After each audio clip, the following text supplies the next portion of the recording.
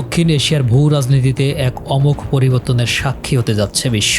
বাংলাদেশের ক্রমবর্ধমান সামরিক ও অর্থনৈতিক সক্ষমতা, বিশেষ করে চীনের সাথে সাম্প্রতিক কৌশলগত ঘনিষ্ঠতা ভারতের নিরাপত্তা বিশ্লেষকদের মনে গভীর উদ্বেগের জন্ম দিয়েছে।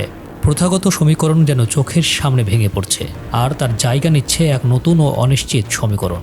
মোংলা বন্দরের ১১০ একর জমিতে চীনের অর্থনৈতিক জোন তৈরির সিদ্ধান্ত সেই পরিবর্তনের এক স্পষ্ট সংকেত। ভারতের উত্তর পূর্ব অঞ্চলের নিরাপত্তা ও অখণ্ডতা নিয়ে দিল্লির উদ্বেগ দিন দিন বাড়ছে। তিস্তা নদী ব্যবস্থাপনা প্রকল্পে চীনের প্রবেশ যেন অনেকটা ভারতের ঘরের কাছে কৌশলী উপস্থিতির বার্তা। ভারতীয় বিশ্লেষকরা মনে করছেন এটি কেবল উন্নয়ন প্রকল্প নয়, বরং ভারতের ভূকৌশলগত স্বার্থে এক বড় ধরনের চ্যালেঞ্জ।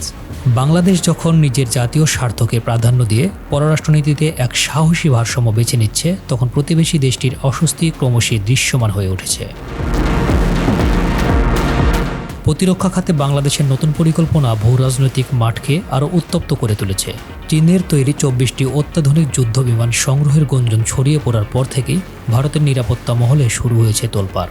নিজেদের প্রতিরক্ষা ব্যবস্থাকে শক্তিশালী করার এই উদ্যোগকে অনেক বিশ্লেষকই ভারতের প্রভাব বলয় থেকে বেরিয়ে আসার এক অস্পষ্ট সংকেত হিসেবে দেখছেন। ক্ষমতার এই নতুন মেরুকরণ দক্ষিণ এশিয়ার আকাশ বাতাসে এক নতুন উত্তেজনার আবহাওয়া তৈরি করেছে। কোনো একটি নির্দিষ্ট শক্তির উপর নির্ভরশীল না হয়ে বাংলাদেশ তার অর্থনৈতিক ভবিষ্যৎ এবং নিরাপত্তা নিশ্চিত করতে যে কৌশলী পথ অবলম্বন করেছে তা অভাবনীয়। ভারতের জন্য এটি কোনো সহজ বার্তা নয়, বরং এটি স্পষ্ট যে দক্ষিণ এশিয়ার নতুন এই বাস্তবতাকে মেনে নেওয়া ছাড়া আর কোনো উপায় নেই। ভারত কি পারবে তাদের পুরনো প্রভাব ধরে রাখতে, নাকি বাংলাদেশের এই শক্তিমত্তা বদলে দেবে পুরো অঞ্চলের ভবিষ্যৎ? সময় এখন উত্তরের অপেক্ষায়।